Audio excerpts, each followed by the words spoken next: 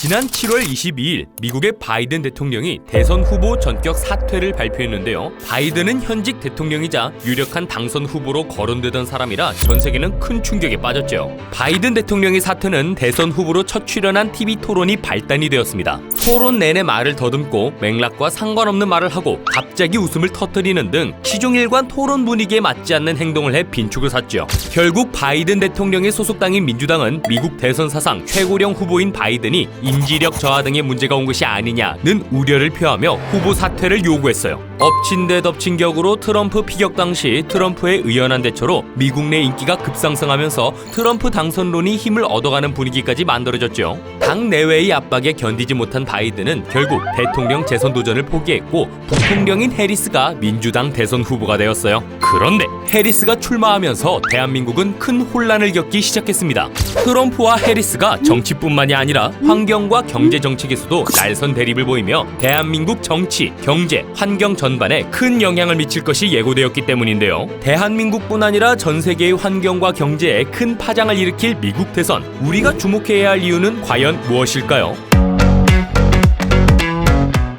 해리스는 환경 보호를 넘어 환경 정의주의자라고 표현될 정도로 환경에 진심인 정치인으로 손꼽힙니다. 사람들이 깨끗한 물과 공기를 사용할 수 있는 권리를 보장하고 화학물질로부터 지역 사회를 보호하는 정책을 지지하고 있죠. 반면에 트럼프는 기업가 출신답게 환경 보호보다는 경제 성장 우선 정책을 지지하고 있어요. 온실가스 배출을 규제하는 현재 환경 정책을 뒤집고 수십, 수백 개의 석탄 발전소를 건설하고 주요 화석 연료인 석탄, 석유, 가스에 대한 투자를 확대할 것이라 공언했죠. 해리스와 트럼프는 정치적 성향뿐 아니라 환경 정책에서도 극과 극 행보를 보이고 있습니다.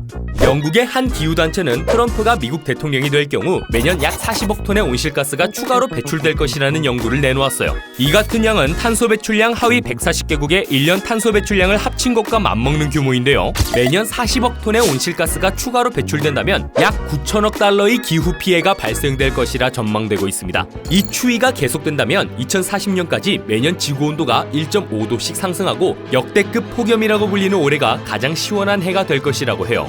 반대로 해리스가 당선되면 환경 관련 정책이 더욱 강화되어 화력발전소 대신 수력, 풍력 등 청정에너지를 활용한 발전소에 더 많은 지원이 쏟아질 예정입니다.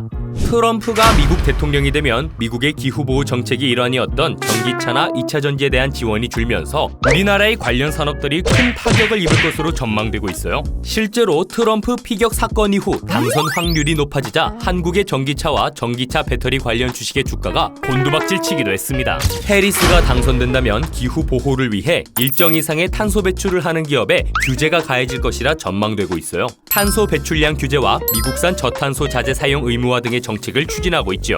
특히 타 산업에 비해 탄소 배출량이 많아 탄소 집약적이라고 불리는 석유 화학 기업은 직격탄을 맞을 것으로 보입니다. 실제로 해리스가 미국 대선 후보가 된 후 전기차 관련 주식은 급등했고 석유 화학 기업의 주식은 급하락하기도 했어요.